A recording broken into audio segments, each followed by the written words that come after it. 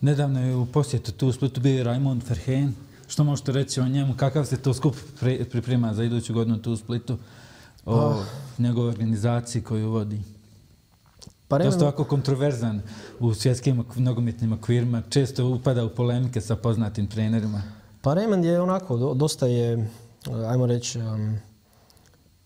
direktan, ali je nesvačan. Znači ljudi koji samo površno znaju nešto o njemu, onda oni to sve shvaćaju jako negativno i kao kritiku. To vam je jedan nogometni teoretičar, ja bih rekao, koji, ja mislim, njih fali u nogometu. Malo se filozofira o nogometu, puno jednostavno su ljudi koji rade na terenu i treneri koji imaju jako puno prakse, ali jako teško njima procijeniti da li zbog toga što rade je dobro ili unatoč toga što oni rade je dobro ili loše. I onda on tebi daje jako strukturirana osoba koja ti može pomagati u tome da objektivno sagledaš nogomet. I jako je radio puno različitih kultura, bio u puno različitih... 91 zemlju. 91 zemlju i onda kod njega sam recimo jako puno naučio kako nogomet koji svugdje igra isto, kako moraš prilagoditi neke stvari na temelju kulture gdje si došao. To mi jako puno pomoglo u Kanadi. Onda ne znam primjer, ako treniraš nekoga iz Rusije, on voli jako puno trčati izolirano, to je njima dio nečega što... To ste u Samari, jel?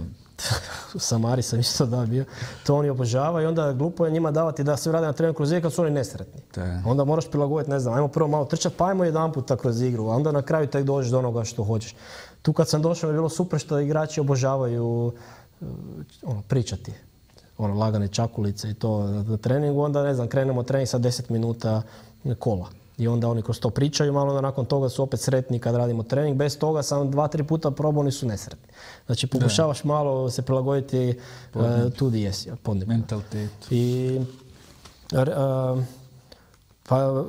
Verheyen vam je tip koji želi promijeniti nogomet, on vam živi u tom svijetu da može biti trening bolji i da igrači zaslužuju bolje trenere i on je jako fanatičan na tome.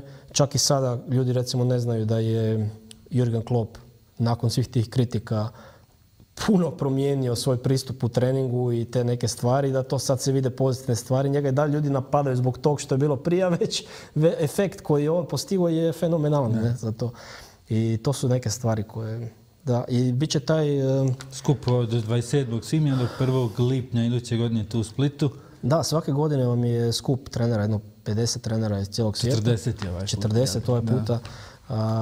I bilo vam je to prvi put kad sam na to išao, prije ne znam koliko godina je krenuo u Amsterdamu, pa vam je bilo, prvo bilo u Chelsea, London, Južna Afrika smo išli. Barcelona, Lisabon, Benfica, klub Briž. I evo sada je... Feyenoord isto bio. Feyenoord isto je, ta akademija isto fenomenalna.